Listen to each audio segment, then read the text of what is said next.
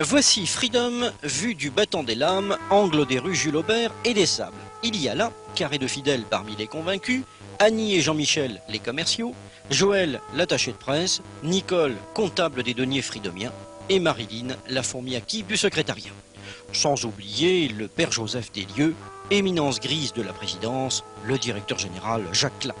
Ce fou d'électronique, passionné d'audiovisuel, comme on rentre en religion, conduit la nef Freedom depuis juillet 1981.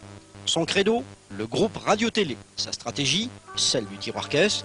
Son ambition, rester le fils spirituel de Camille Sudre, même s'il a pour son modèle de conduite des écarts de langage affectifs. Mon président, Camille Sudre, il est invivable. Il est impossible cet homme. Je dirais même mieux, parfois il est chiant. Mais je l'aime. Voilà ce qui s'appelle donner un avis autorisé. Sans litote ni métaphore, entre la distribution quotidienne d'autocollants, l'expédition des affaires courantes et le traditionnel briefing autour du président. Ainsi va la vie au Freedom Club, avec ses zones de turbulence et l'agitation perpétuelle d'un monstre médiatique aux appétits inassouvis. Cette porte qu'il franchit une fois par jour, dossier sous les bras, c'est, paraît-il, celle du ciel.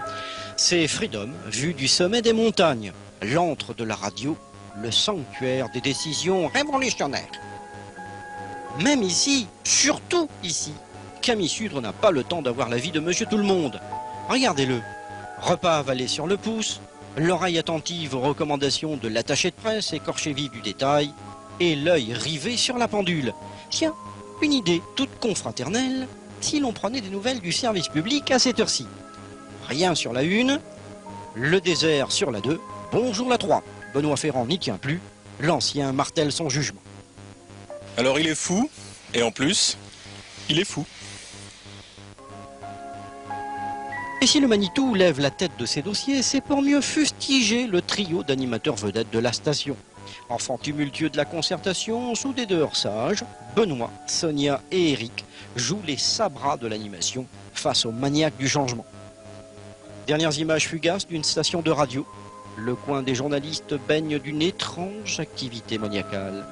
Le studio de secours occupe les animateurs dans l'accomplissement de tâches valorisantes. À la technique et au micro, Sonia officie. Voici l'heure de l'Europe Info, suivi du journal d'actualité locale. Tiens, l'invité du journal se nomme Camille Sudre. La routine, quoi.